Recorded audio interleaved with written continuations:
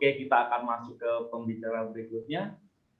Ya, teman-teman sudah tahu pastikan apa yang ditampilkan di poster, namun sebelumnya tahan dulu. Kita akan mendengarkan satu lagu pujian yang akan dibawakan oleh teman-teman PCM Jakarta. Silakan.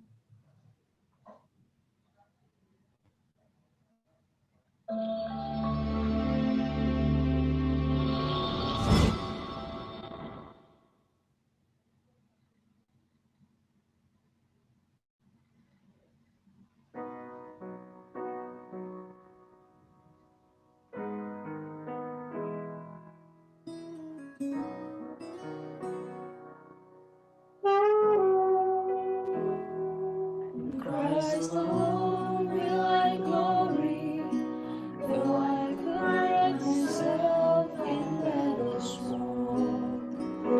For I've been blessed beyond measure, and by His strength alone I overcome.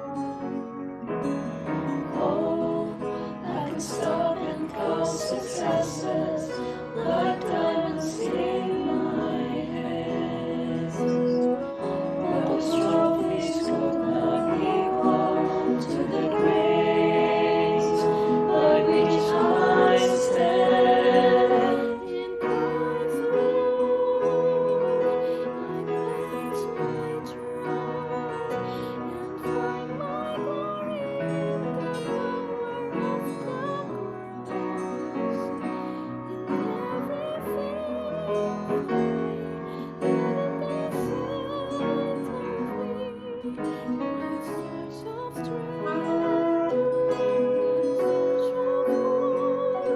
the cross.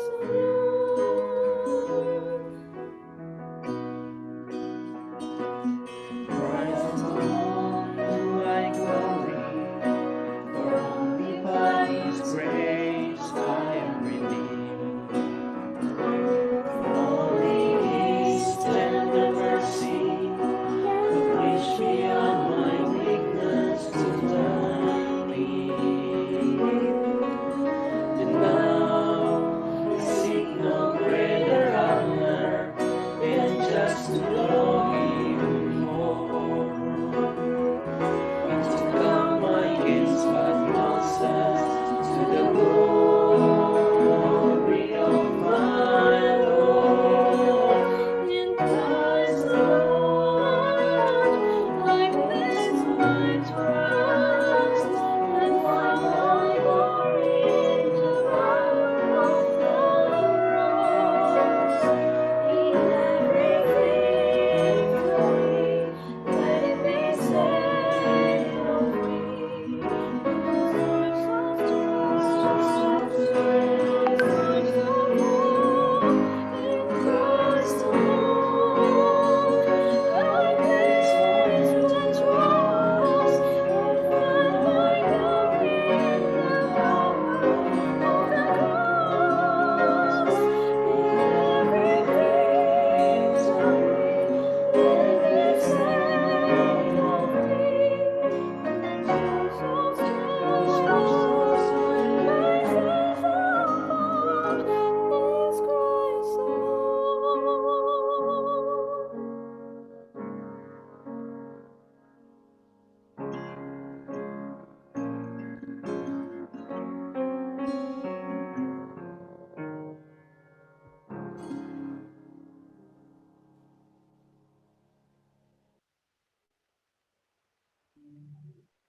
Amin.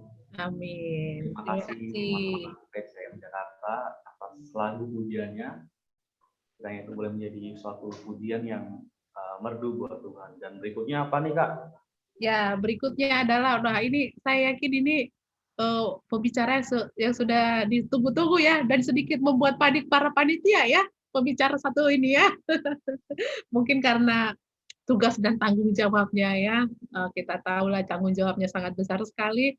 Dan kalau teman-teman sering menonton tayangan televisi atau sering membuka media sosial, pasti menemukan wajah pembicara kita yang satu ini. Hampir setiap hari wajahnya berseliweran, posternya berseliweran di berbagai media sosial. Siapa lagi pembicara kita yang sangat kita tunggu-tunggu? Dia adalah Saya panggilnya Abang aja lah ya. Bang Billy Mambrasar. Coba boleh di spotlight yang mana? Halo Bang Billy Mambrasar. Halo Bang Billy, selamat sabat.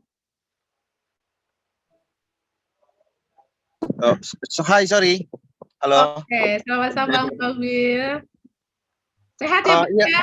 Sehat ya? sorry ya sehat. Aku lagi di outdoor. Ya karena tadi habis ngisi acara di tempat lain dan terlambat muncul di sini.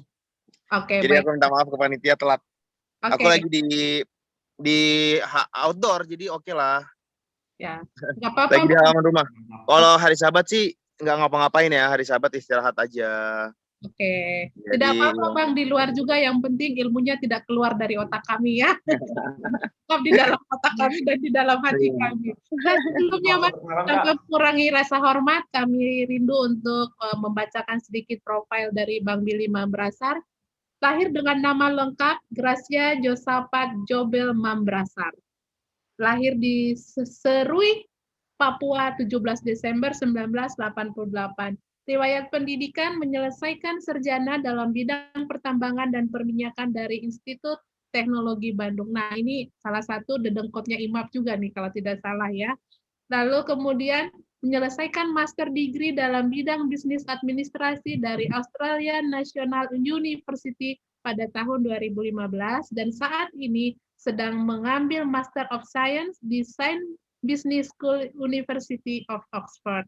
Dan sekarang beliau aktif sebagai staf khusus Presiden sampai saat ini, khususnya untuk anak-anak muda milenial, kemudian menjadi Ambassador of Sustainable Development Goals di Kementerian Bappenas sampai saat ini, dan yang terakhir sebagai founder dari Kiteng Bisa Foundation dari mulai tahun 2009. Wah, sudah banyak sekali ya kegiatan dan aktivitasnya, bukan hanya sebagai staf khusus, tapi juga harus berkuliah, harus juga mengurusi foundation-nya. Nah, judul yang akan kita dengarkan dari materi dari Bang Billy Mambrasar adalah seperti tema besar kita pada hari ini, yaitu mahasiswa Advent yang adaptif, solutif, kreatif di tengah masa pandemi. Bagaimana pemaparannya dan apa yang bisa kita ambil dari pelajaran ini? Selanjutnya, layar ini saya serahkan kepada Bang Billy Mambrasar, dipersilakan. oke, terima kasih. Mungkin karena dulu saya aktif sekali di IMAP ya. Jadi saya paham banget kondisi psikologis anak-anak saat ini saat mengikuti kongres. Harapannya adalah memperoleh suntikan semangat, dan tadi saya juga udah ikut sedikit paparan firman Tuhan dari pembicara sebelumnya. Jadi mungkin saya tidak akan terlalu biblical. Tentunya nanti kalau ada reference terhadap sesuatu statement yang akan saya buat, saya akan refer ke Bible, tetapi tidak akan heavily biblical. Saya pengen lebih banyak open table discussion, jadi teman-teman siapa saja saat ini boleh bertanya, apapun pertanyaannya, saya akan menjawab. Jadi lebih kepada open discussion gitu. Cuman mungkin gini, fitrahnya, kalau bahasa saudara-saudara kita yang muslim, fitrah ya. Fitrah kita sebagai manusia dilahirkan untuk kreatif itu sudah dari kejadian, sudah dari kisah penciptaan. Ketika Tuhan memerintahkan Adam dan Hawa, marilah kita biarkan manusia ini mengusahakan.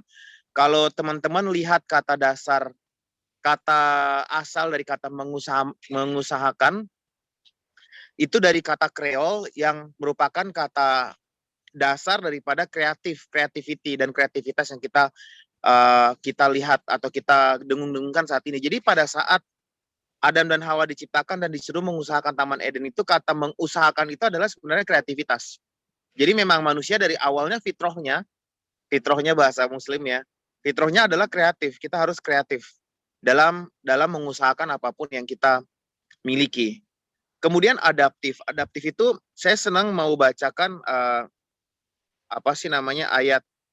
ayat favorit saya di Amsal 24 ayat 16.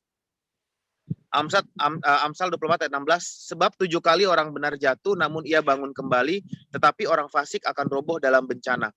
Dan Amsal 24 ayat 16 ini merupakan ayat pegangan yang setiap kali saya bertemu dengan orang-orang sukses, pasti ternyata ada hubungannya dengan Amsal 24 ayat 16 ini. Misalnya kemarin waktu saya jalan dinas sama Mas Nadim, waktu kita kunjungan kerja ke sebuah provinsi, dan dalam waktu 5 hari kita berinteraksi secara intensif tersebut, banyak diskusi-diskusi yang kita lakukan. Dan Mas Nadim cerita, pertama kali dia bikin Gojek itu, ide yang dia bikin Gojek itu, sebenarnya banyak yang punya ide yang sama. Bukan hanya dia satu-satunya yang punya ide Gojek. Banyak orang saat itu, saat dia kuliah di Amerika maupun ketika dia kembali, banyak pengusaha-pengusaha muda yang memiliki memang ide untuk membuat transportasi berbasis model online, mode online. Bukan hanya dia saja. Terus saya tanya, terus kenapa Mas Nadim yang berhasil bikin jadi Gojek? Dia bilang karena dia tidak menyerah selama 6-7 tahun, bertahun-tahun dia bekerja, dia gagal, dia bangkit lagi, dia gagal, dia bangkit lagi, dan akhirnya jadilah Gojek. Jadi orang cuma mengemphasize kesuksesannya saja, tetapi orang tidak melihat proses di mana kata Amsal 24 ayat 16 tadi, orang benar itu akan bangkit dan berhasil lagi. Artinya adaptif, fleksibel, persistence itu adalah tiga hal yang harus teman-teman miliki dalam karir yang nanti teman-teman adik-adik mau pilih. Sekarang lagi kuliah, lalu ikut aktif di Kemai atau Imam atau IMAP, dalam scope yang teman-teman ambil, tanggung jawab teman-teman ambil, baik tanggung jawab kuliah maupun ekstrakurikuler, akan banyak kegagalan-kegagalan yang teman-teman temuin. Tetapi Amsal 24 ayat 16 mengatakan orang benar itu akan bangkit dan akan berhasil. Sementara orang fasik itu akan gagal. Seperti itu. Jadi apa ya, pesan saya tadi, pertama harus kreatif, itu fitrahnya. Yang kedua, jangan pantang menyerah. Jangan berhenti sampai teman-teman berhasil. Kemudian tadi kan dikatakan adalah jangan jago dalam kritik, tapi sebenarnya gini, kita mengkritik, kita juga harus kritik itu, kita harus tetap punya pemikiran kritis. Tetapi yang dimaksud oleh pembicara sebelum saya tadi adalah bukan hanya mengkritik saja, tetapi talk and action. Kalau kita baca dalam Amsal 14 ayat 23 dikatakan, dalam tiap jerih payah ada keuntungan, tetapi kata-kata belaka mendatangkan kekurangan saja. Maksudnya adalah teman-teman boleh punya ide terbaik nanti saat mengusahakan memimpin organisasi ini ya. Boleh punya ide terbaik, boleh punya konsep terbaik, atau mungkin teman-teman tidak mengambil skop kepemimpinan, ada orang lain yang menjadi ketua Kemai, ketua imam. Teman-teman harus tetap kritis, betul. Tetapi dikatakan di Amsal 14 ayat 23 adalah kata-kata saja itu mendatangkan celaka. Tetapi jerih payah mendatangkan keuntungan. Artinya kita boleh kritis, tapi kita harus kritis dan juga kita harus ikuti dengan action. Action untuk membantu, action untuk berkontribusi, action untuk berani mengambil leadership pada saat kita dibutuhkan, kayak gitu. Dan ini 3 pesan saya yang saya mau sampaikan ke teman-teman ya hari ini. Saya taruh pesan di ujung depan, supaya ke belakangnya tuh, karena saya juga harus pergi pada pukul 17.45, menjelang tutup sabat, saya berencana tutup sabat dengan teman-teman yang beberapa teman-teman. Jadi saya taruh 3 pesan saya itu yang harus teman-teman catat di depan, supaya sisanya sampai 17.40 nanti kita bisa tanya jawab lebih bebas, karena saya yakin teman-teman akan tertarik untuk tanya jawab dibandingkan mendengar satu arah. Cuman saya mau kasih satu kesaksian sebelum saya lemparin ke tanya jawab. Ketika saya jadi ketua IMAP itu, saya bisa bersaksi bahwa itu adalah sebuah kecelakaan dalam tanda petik, karena di saat itu tidak ada orang lagi yang mau jadi ketua IMAP.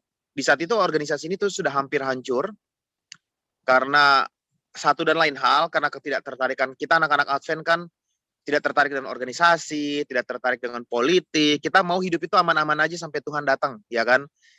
Ya udah, kita kan normatif, sahabat gereja. Habis gereja Pathfinder, habis Pathfinder latihan choir, habis latihan choir rujakan, habis rujakan kadang-kadang ya sedikit-sedikit gosipin orang, ya kan kalau di gereja. Habis gosipin orang PA, habis PA tutup sabat, habis tutup sabat nyanyi lagu side by side we stand, pegangan tangan, habis itu doa tutup, habis itu main futsal bareng, atau main badminton bulu tangkis bareng, habis itu pulang deh, hari Minggu liburan di rumah. Hidup kita begitu normatif. Hari Sabat normatif, hari-hari biasa adalah kuliah dan kerja. Hari-hari biasa adalah kuliah dan kerja. Bentar ya.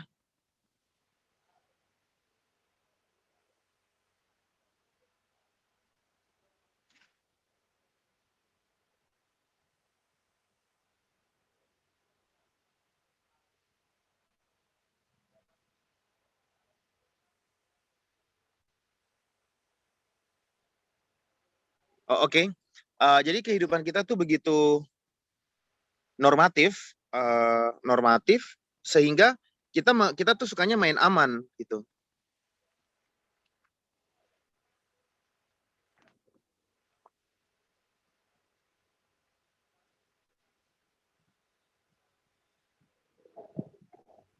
Em, dan menurut saya juga termasuk masuk atau cukup terjebak dalam environment yang seperti itu. Jadi pengennya sudah kuliah aja aman-aman, S1, selesai S1, kerja, setelah kerja berkarir, setelah berkarir berkeluarga dapat yang advent juga, jadi tidak ada drama-drama, menikah, punya anak, ya begitu aja normatif. Uh, Sebentar ya teman-teman, something happens with my dog, ada ini.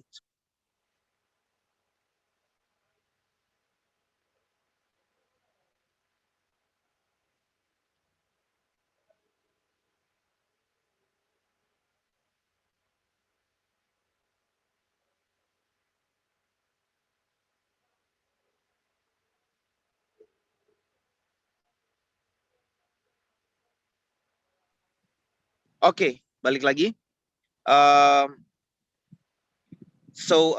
Ketika saya jadi ketua IMAP itu saat itu nggak ada yang mau jadi ketua IMAP, saya udah di ujung studi saya, dan memang saya dari latar belakang keluarga yang kurang mampu, sehingga saya berpikir saya harus selesai kuliah biar saya dapat pekerjaan.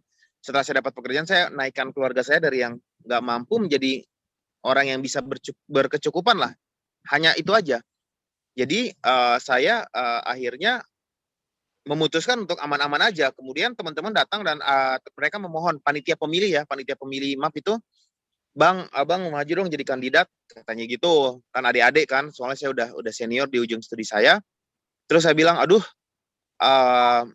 abang udah skripsi nih, udah mau, toh ini udah tahun kelima juga, abang udah telat setahun nih, kuliah udah 5 tahun dan harus mau selesaikan. Terus kayak, soalnya kalau misalnya nggak ada kandidat yang maju, ini organisasi bubar lah, kayak gitu. Dan akhirnya karena saya bilang enggak, si panitia pemilihnya itu salah satunya tuh adik bimbingan saya, artinya adik-adik yang saya bimbing di PA, saya bimbing di IMAP, yang menangis, dan akhirnya saya tidak tega. Akhirnya saya bilang, ya udah saya maju aja lah, maju jadi kandidat, tapi saya gagal. Jadi saat saya maju menjadi kandidat itu, saya gagal.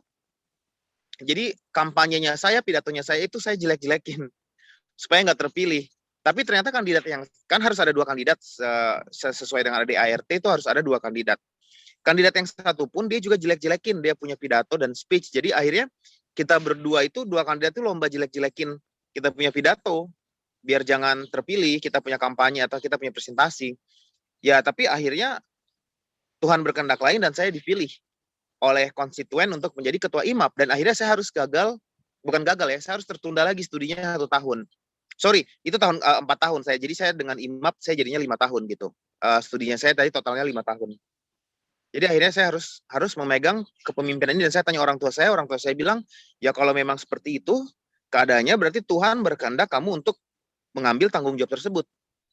Sehingga saya jadilah ketua IMAP waktu itu, dengan tidak ada niat, dengan tidak ada ketertarikan dengan organisasi, dan yang lain-lain. Dan akhirnya saya menjadi ketua IMAP, saya membalikan kondisi yang tadinya keanggotaannya itu cuma 5-6 orang, akhirnya di bulan November, saya kan terpilih Januari. Bulan November itu saat kita mengadakan ulang tahun IMAP, itu yang datang itu sampai ratusan orang.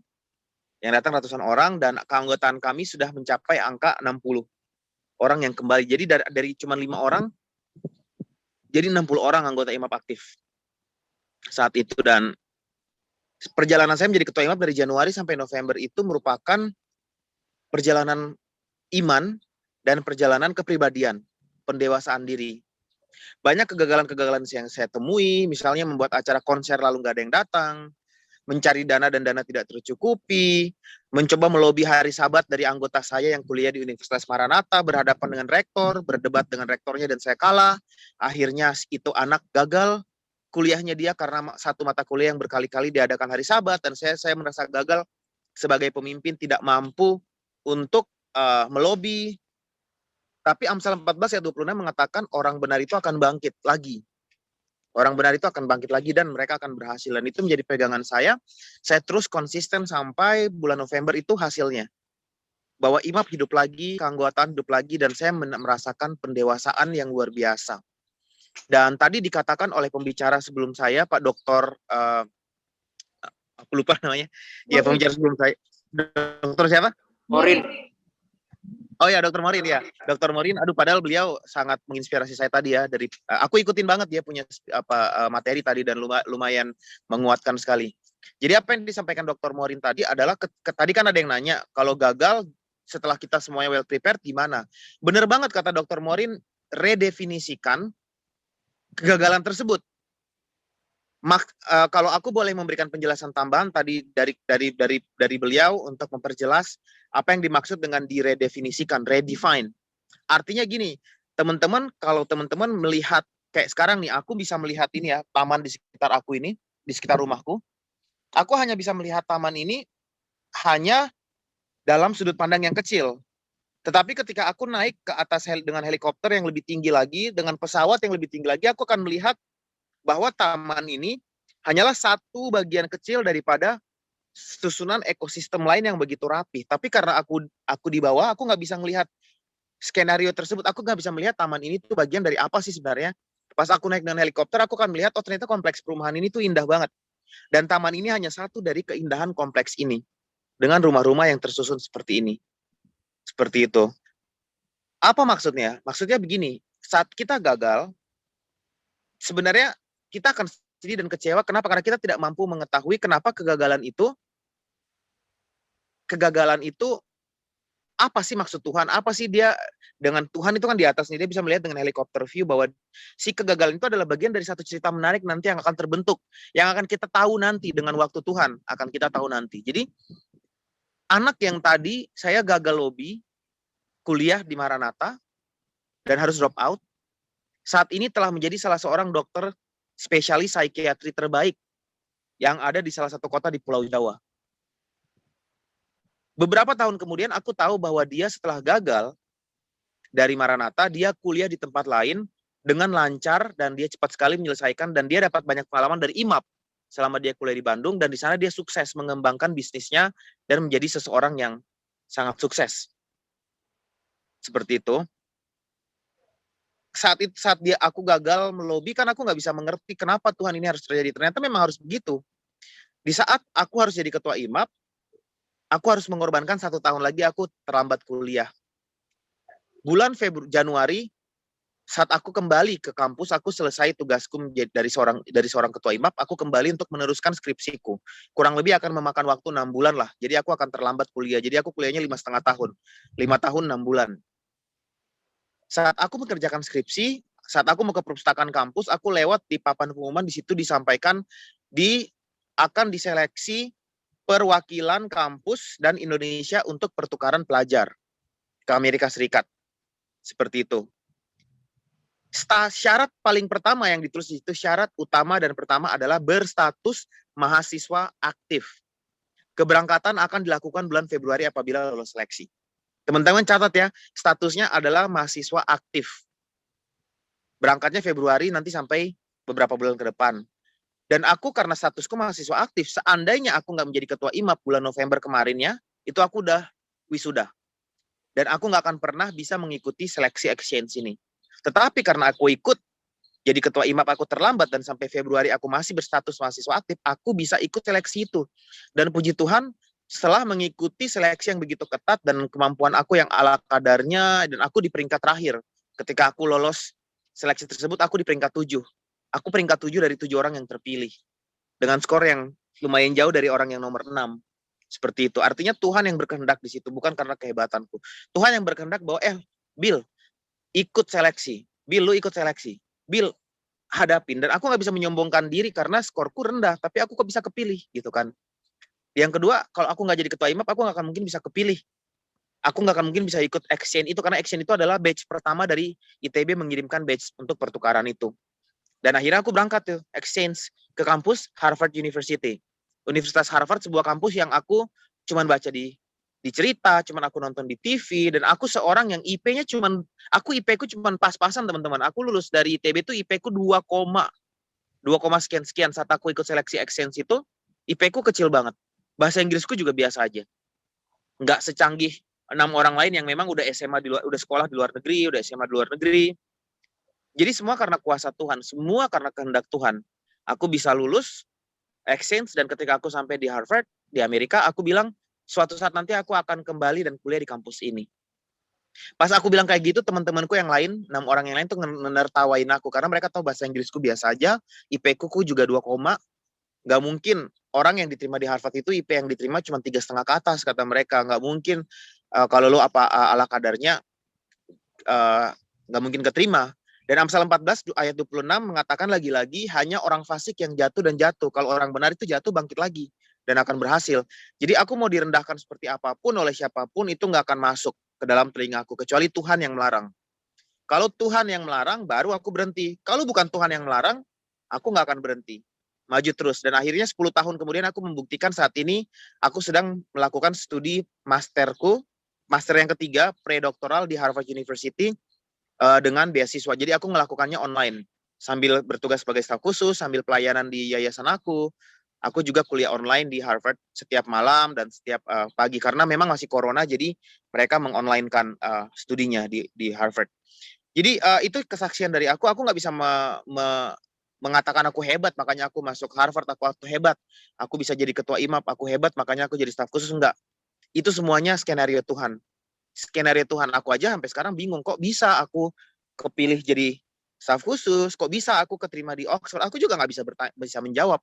Aku nggak bisa, apalagi boro-boro menyombongkan diri. Orang aku aja nggak paham rencana Tuhan seperti apa, gitu kan. Jadi bergantung sama Tuhan seperti inilah yang membuat aku akan terus bergantung kepada Tuhan. Dan aku nggak akan sanggup bisa menyombongkan diri atas kehebatanku. Dan yang ketiga, dari pengalaman aku mengambil leadership position di IMAP dan memperoleh berkat-berkatnya, aku mau encourage teman-teman, mendorong teman-teman semuanya, ayo sebisa-bisa mungkin ambil leadership position. Ambil kepemimpinan, ambil tanggung jawab kepemimpinan. Jangan takut. Jangan takut karena itu merupakan proses untuk belajar yang terbaik. Kalau dibilang, oh Kak Billy mau jadi ketua IMAP, pada emang Kak Billy orangnya senang politik. Enggak, aku nggak senang politik sama sekali. Oh Kak Billy jadi staf sus karena aktif di partai politik. Enggak, aku nggak pernah ikut kegiatan politik apapun sama sekali. Aku apatis terhadap perpolitikan. Kayak gitu. Terus kenapa mau jadi staf sus? Ya karena Tuhan yang milih gitu kan. Karena Tuhan yang nunjuk, Tuhan yang milih, Tuhan harus taruh di sini, ya aku mau gimana lagi kalau udah Tuhan yang berkehendak kan. Ya berarti Tuhan menyuruh aku untuk melayani di sini, melakukan sesuatu. Dan puji Tuhan sejauh ini banyak hal-hal hebat bersama Tuhan yang aku kerjakan. Kayak gitu yang aku harap bisa menjadi bekal aku untuk kedepannya membuat pelayanan yang lebih besar lagi. Aku pikir stop di sini supaya waktunya lebih banyak lagi untuk tanya jawab. Yuk teman-teman kita tanya jawab. Dan aku terbuka untuk pertanyaan apapun, tentang apapun yang nggak relevan dengan materi juga nggak apa-apa. Kayak misalnya, Kak, kok kakak pakai baju biru hari ini? Nggak apa-apa, tanya aja, bebas. Kayak gitu. Silakan moderator. Ya. Oke, terima kasih Bang Bill sudah membagikan Keren. pengalamannya ya selama menjadi ketua IMAP. Nah, buat teman-teman yang sekiranya sedang, aduh saya ingin mencalonkan diri sebagai ketua IMAP, boleh ditanya nih sama Bang Billy, atau mungkin teman-teman dalam menghadapi perkuliahan ada hal-hal yang sepertinya, aduh ada kendala nih dalam perkuliahan, boleh ditanyakan, bebas ya Bang Bill ya di sini ya pertanyaannya ya. Oke, silakan teman-teman, mau raise hand boleh, mau dituliskan di kolom chat juga boleh. Jika ada pertanyaan silakan. Selagi Bang Bill masih ada waktu di tempat ini, di ruangan ini. Atau langsung open mic aja teman-teman. Ya, boleh open mic langsung. Jarang-jarang nih kesempatan. Ya. Atau pada malu-malu. Malu-malu ya. Oh, ini ada pertanyaan. Saya ingin bertanya, bagaimana cara kita mengetahui bahwa inilah jalan Tuhan ketika banyak pilihan yang dihadapkan? Iya, ini pertanyaan yang susah juga buat saya karena hidup itu kalau kata filosofi Socrates itu semakin sedikit pilihan maka kita akan membuat pilihan yang semakin tepat dibandingkan dengan banyak pilihan. Kayak gitu. Dan dikatakan di kitab Pengkhotbah juga sama. Amsal Salomo mengatakan bahwa semakin kita dihadapkan pada banyak pilihan, semakin kita akan bingung kayak gitu dibandingkan dengan kalau kita punya pilihan yang terbatas. Jadi bagi orang-orang yang punya pilihan yang terbatas sebenarnya itu privilege. Tetapi bagi orang yang punya banyak pilihan dia akan semakin kebingungan kayak gitu. Nah, inilah peran Tuhan di mana kita diarahkan oleh Tuhan untuk memilih mana yang terbaik. Pertanyaannya, gimana sih kita tahu mana yang diarahkan oleh Tuhan ketika kita dihadapkan kepada pilihan-pilihan? Sebenarnya ini bergantung kepada kualitas hubungan kita dengan Tuhan, karena kan semakin dekat kita dengan Tuhan, maka semakin intim kita bisa berbicara dengan Tuhan, maka semakin kuat bisikan Roh Kudus ke kita untuk membuat pilihan-pilihan dalam hidup. Kayak gitu. Tetapi that doesn't guarantee that we're gonna make right choice all the time.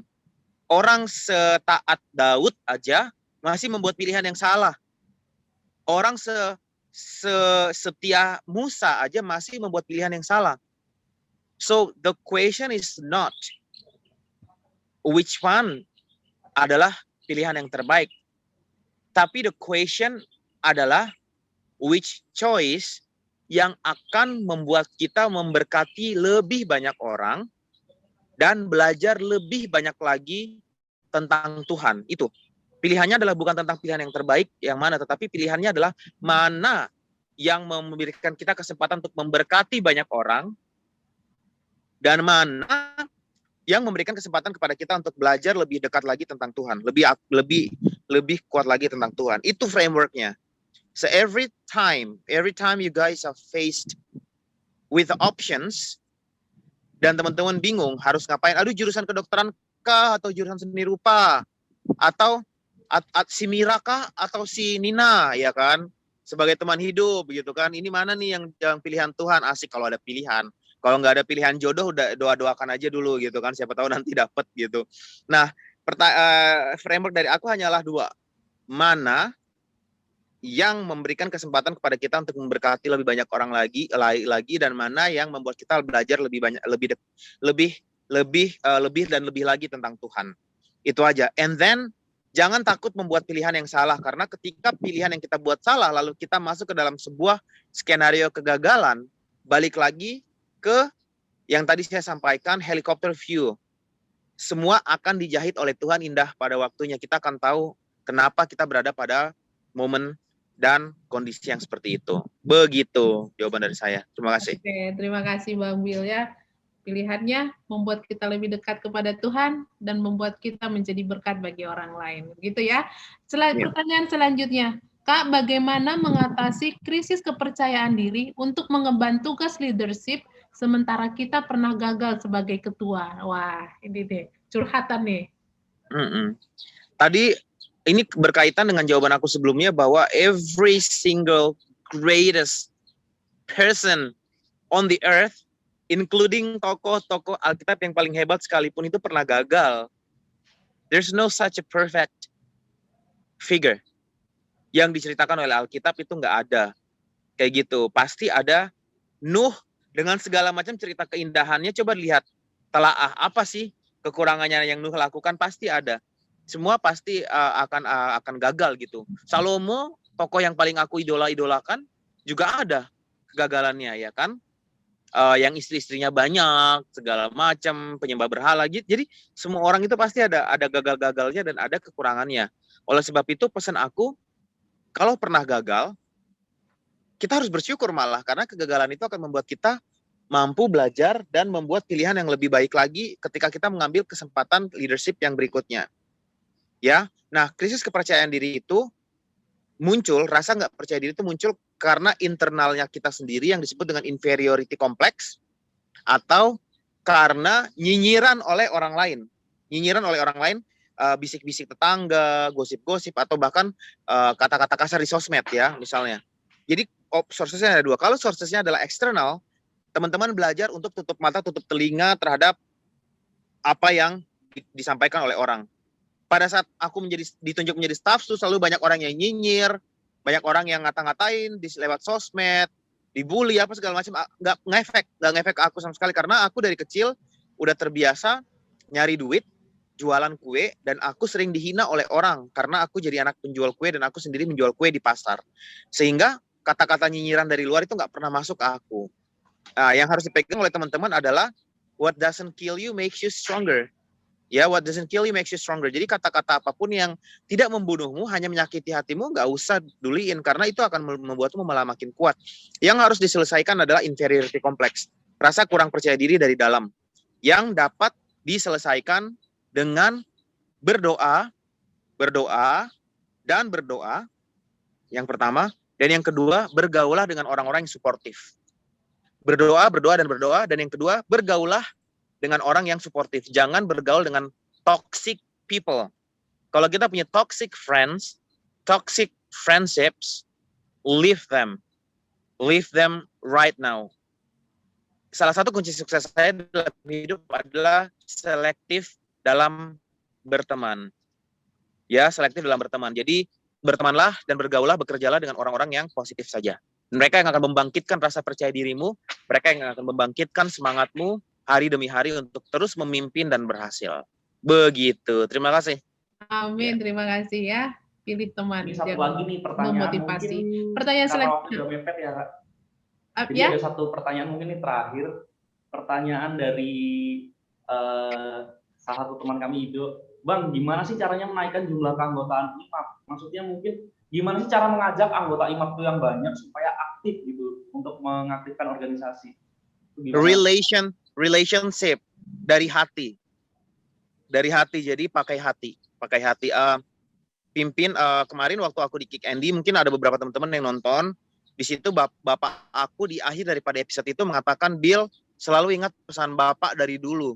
Selalu ingat pesan bapak dari dulu, be a servant leader. Be a servant leader. Jadilah seorang pemimpin yang melayani. Jadi pemimpin bukan bos, pemimpin bukan jenderal, bukan komandan, bukan tukang komando. Pemimpin adalah seorang pelayan. Makanya bagi anak-anak IMAP tahu banget filosofi IMAP, belajar berdoa berkarya.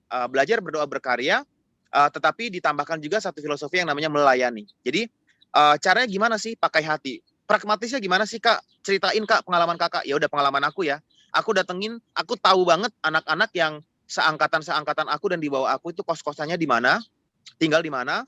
Aku samperin, aku ajak main, aku ajak bercanda, aku ajak makan gorengan. Makan gorengan itu sebuah kemewahan banget ya saat itu. Aku ajak makan gorengan, aku ajak ngobrol, aku tanyain kuliahnya gimana, baik-baik apa enggak. Aku mencoba bergaul dengan hati dengan semua orang. Nah, yang kedua, aku nggak pernah fake. Aku nggak pernah fake. Fake tuh maksudnya gini nih. Kan kita tuh kayak di Advent kan dibilangnya, jadilah teladan dalam perkataan maupun perbuatanmu. Jadi, we always try to look perfect. Ingat, look perfect bukan be perfect ya. Beda. Try to look perfect dengan try to be perfect itu beda. Kalau try to be perfect, tentunya kita nggak bisa karena kita manusia. Tetapi dengan kita hidup bergaul dengan Tuhan, maka Tuhan akan menyempurnakan kita hari demi hari. Ya, tapi itu ingat urusan pribadi kita dengan Tuhan. Jangan pernah menjudge kesempurnaan orang lain dan hubungan mereka dengan Tuhan. Jangan pernah bilang, lu pendosa banget, lu tukang ini banget, lu kurang banget, lu si anak ini begini. Jangan. Itu hubungan seorang secara intim dengan Tuhan itu being perfect, a process to be perfect, itu a very personal and intimate process. Tapi aku selalu menjadi original, artinya aku nggak pernah palsu kayak apa ya, kalau misalnya kayak wah parah banget Kak Billy waktu itu penyanyi kafe ya, karena aku kan nyari duit ya. Aku nyari duit, aku ngamen di jalan sampai aku terakhir aku diminta untuk nyanyi di kafe, di pub gitu kan. Aku nggak pernah nyentuh itu minuman keras. Aku nggak pernah menyentuh hal-hal yang merusak tubuh aku. Aku hanya profesional nyanyi dan dapat bayar karena aku nggak ada duit lagi buat bayar uang kuliah kayak gitu loh. Dan itu tuh aku dihakimin oleh banyak orang, aku dijudge. Tapi aku juga ketawa-ketawa aja kayak ya udahlah ya, yang tahu aku sempurna apa nggak sempurna itu Tuhan gitu loh. Bukan manusia. Jadi aku nggak akan mencoba untuk terlihat sempurna dan berusaha untuk terlihat sempurna sampai akhirnya menjadi palsu kayak gitu. Aku menjadi apa adanya. Dan puji Tuhan, hal itu mendatangkan banyak orang yang merasa nyaman berteman dengan aku. Mereka tahu aku nggak palsu. Mereka tahu aku akan fight for them. Kayak aku mencoba melobi kalau ada yang berhadapan dengan hari Sabat. Aku mencoba untuk dengan uang yang aku punya, aku mencoba minjemin atau aku coba kasih ke anak IMAP yang membutuhkan. Aku benar-benar real, nggak fake. Dan menjadi apa adanya. Dan bergaul dengan hati, dengan penuh kasih sayang. ke semua anggota. Jadi aku menganggap anggota aku adalah sahabat dan teman-teman aku, dan puji Tuhan hasilnya adalah mereka semua kembali. Mereka menganggap ketua IMAP yang baru ini adalah temannya. Mereka menganggap IMAP adalah rumah dan keluarga. Dan mereka menganggap IMAP adalah wadah untuk melayani dan bertumbuh. Itu sih tips dari aku. Kayak gitu. Oke, terima kasih Bang Bil. Aduh, sebenarnya banyak sekali pertanyaan ini, tapi karena Bang Bil tadi bilang harus ada acara lagi gitu ya. Tapi boleh tidak satu lagi pertanyaan yang ingin saya ajukan ke Bang Billy? Boleh dong, Boleh ya? silakan. Boleh ya? Iya. Ini menurut saya sangat sangat urgent sekali ini pertanyaannya. Kak, saya pengen aktif di gereja khususnya di Kamai, tapi orang tua suruh tidak perlu, jadi anggota biasa saja, fokus kuliah. Bagaimana Kak menanggapinya? Waduh, ini Kasih nomor orang tuanya deh, aku telepon, aku ngobrol.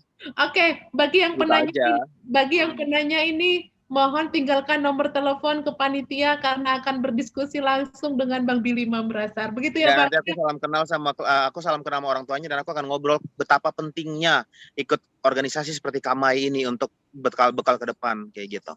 Wah, ini sebuah privilege nih ya, Iya. sesuatu yang sangat baik sekali. Oke, bagaimana teman-teman panitia? Apakah sudah selesai atau masih perlu saya ajukan lagi pertanyaan, Bang Bil? Saya menunggu persetujuan Bang Billy. Kalau Bang Billy sudah ya. Boleh kalau ada satu pertanyaan lagi atau Boleh dua ya? pertanyaan boleh ya. Boleh ya, Bang ya. Ini Kak, mau nanya dong. Oke, Iya, silakan. ada yang mau langsung silakan. Perkenalkan, nama saya Angel Dina Rosalai. Saya dari Ikatan Advent, mahasiswa Advent Medan. Di sini saya mau menanya kepada Kak Billy. Kak, kan kalau misalnya anak-anak muda itu kan biasanya nggak terlalu suka dengan namanya organisasi di bagian keagamaan gitu. Nah, bagaimana cara kakak kemarin semasa kakak masih mahasiswa aktif yang memimpin imam itu, selain daripada kita memfollow up, kita datangin ke kawan-kawan kita supaya mereka bisa mau lagi masuk bergabung, itu selain daripada itu apa-apa sih Kak tips and trick-nya? Terima kasih. Terima kasih. Jadi kebutuhan anak-anak muda saat itu ya masih belum banyak jauh ya, belum banyak berubah dengan sekarang. Kalau aku boleh lihat, benar kata Angel tadi adalah bahwa ngapain sih organisasi yang kayak agama-agama banget. Gue tuh pengen ikut organisasi yang kayak bisa belajar tentang banyak hal kayak gitu ya. Itu yang terjadi juga zaman aku dulu kayak gitu. Sehingga aku menghidupkan filosofi IMAP, yaitu belajar, berdoa, dan berkarya ya. Jadi bukan hanya berdoa, dan berdoa. Jadi IMAP itu bukan hanya cuman fellowship, kebaktian,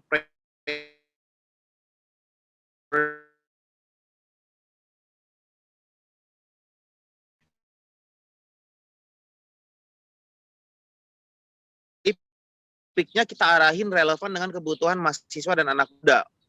Kayak gitu. Oke? Tapi hanya hari Selasa fellowship-nya. Kan ada hari Selasa, udah malam Rabu, lalu hari Sabat ya kan? Fellowship-nya udah banyak banget. Kan nggak mungkin yang lain-lain fellowship lagi kayak gitu. Nah, belajar. Aku bikin klub belajar. Jadi klub belajar itu aku kelompok-kelompokkan anak-anak IMAP untuk belajar sesuai dengan bukan hardcore jurusan, tetapi lebih kepada coaching and mentoring karir, coaching and mentoring pilihan hidup. Jadi anak-anak tuh merasa ke IMAP itu mereka akan ketemu dengan mentor yang akan ngarahin karirnya mereka seperti apa. Kalau jurusan ini nanti kerjanya seperti apa. Jadi ada coaching. Lalu kita juga bikin kegiatan ngajar gratis ke SMP Advent setiap Budi waktu itu. Jadi kita anak-anak mahasiswa yang nilainya bagus-bagus, yang pintar-pintar, aku pilihin kalian jadi mentor dong untuk adik-adik SMP Advent kayak gitu. Untuk bikin bimbingan belajar gratis itu belajar. Lalu berkarya. Berkarya itu kita bikin banyak sekali hal-hal yang non rohani. Non rohani bukan berarti sekuler ya, bukan. Kayak misalnya kita kampanye anti climate change. IMAP pernah berkeliling Kota Bandung untuk mengkampanyekan jangan buang sampah sembarangan dan climate change. Lalu IMAP pernah bikin pelayanan ke panti asuhan. Duitnya kita cari sendiri dengan bikin laundry keliling dan jualan donat. IMAP pernah bikin kunjungan ke Imajas, Ikatan Mahasiswa Advent Jakarta, dan kita bikin acara bareng untuk membahas tentang environment waktu itu di Puncak. Banyak hal-hal lain yang aku kerjain yang non fellowship, non rohani, tapi memperkuat skill. Jadi aku benar-benar menghidupi belajar, berdoa, berkarya. Aku tantang teman-teman ketua Kamai atau imam nanti boleh memenuhi kebutuhan mahasiswa di situ, karena kebutuhan mahasiswa itu di situ harus lengkap. Ada belajarnya, ada berdoanya, ada berkaryanya. untuk equip mereka dengan leadership dan pengetahuan untuk future kayak gitu. Oke, Terima terima kasih banyak atas masukannya. Iya. Oke. Terima kasih Angel yang sudah memberikan pertanyaan. Terima kasih juga Bang Billy yang sudah memberikan pengalaman dalam kepemimpinan, pengalaman dalam pendidikan, dan pengalaman dalam tugas saat ini. Mohon maaf kepada teman-teman karena semua pertanyaannya tidak bisa dibacakan dan tidak bisa dijawab karena Bang Billy juga akan ada acara selanjutnya di tempat lain. Untuk terakhir Bang Bill, kami membutuhkan closing statement dari Bang Billy dan harapan untuk kongres besok yang akan disampaikan serta harapan untuk kegiatan Kamai selanjutnya. Dipersilakan. Untuk Kamai terus maju dan kalau bisa tunjukkan eksistensi bahwa Kamai bisa berkontribusi terhadap umat Advent maupun umat bangsa Indonesia secara keseluruhan. Lalu untuk teman-teman yang ikut kongres, saya harapkan kalian berlomba-lomba untuk menjadi ketua Kamai, karena menjadi ketua sebuah organisasi merupakan sebuah privilege untuk kita belajar. Jangan kehilangan kesempatan itu sama sekali. Terima kasih. Terima kasih banyak. Terima kasih banyak Bang Bill yang sudah menyediakan waktu, yang sudah menyempatkan waktu, serta yang sudah memberikan wejangan yang sangat baik untuk teman-teman mahasiswa di Kamai khususnya. Kami dari panitia tidak bisa memberikan banyak hal kepada Bang Billy. Kami hanya bisa memberikan selembar tanda kasih kami yang akan disampaikan oleh divisi. Oke, silakan Semi. Baik, terima kasih sekali lagi buat Kak Billy Membrasar, ya, satu kesempatan yang spesial banget buat bertemu dengan Kak Billy. Dan sebagai penghargaan ini kami dari panitia menyerahkan sertifikat penghargaan kepada Kak Gracia Yosafat Jobel Membrasar, ST MSc MBA, sebagai pembicara motivasi dalam ibadah bersama atau Prakongres Luar Biasa Kamai dengan judul Mahasiswa Advent yang Adaptif, Solutif, dan Kreatif di Tengah Masa Pandemi pada hari ini 24 April 2021, dan yang bertanda tangan di bawah ini saya selaku Ketua Pelaksana, Samuel Noti, dan Saudari Grivita Lionsanda sebagai Sekretaris Panitia Pelaksana. Terima kasih, semoga ini menjadi kenangan dan bermanfaat buat Kak Billy khususnya. Semoga semakin semangat melayani lagi, dan sukses terus Kak Billy dalam tugas dan tanggung jawabnya. Tuhan memberkati. Terima kasih. Terima kasih. Sebelum berpisah Bang Bill, kita akan foto bersama. Bagi teman-teman yang masih menonaktifkan videonya, silakan diaktifkan videonya. Kita akan foto bersama. Silakan Ido berikan aba-aba. Oke, silakan dinyalakan kameranya teman-teman semua. Ya, aku hitung sampai 3 ya. 1, 2, 3. Oke, sekali lagi. 1, 2, 3. Oke. Oke, terima kasih sekali lagi Oke, Bang Billy. aku pamit ya. Semangat melayani. Selamat melayani. Menjadi berkat bagi semua orang. Tuhan memberkati. Selamat minggu bekerja semuanya. Udah azan soalnya. Dadah. Terima kasih. Dadah Kak. Oke, Mas Will selanjutnya.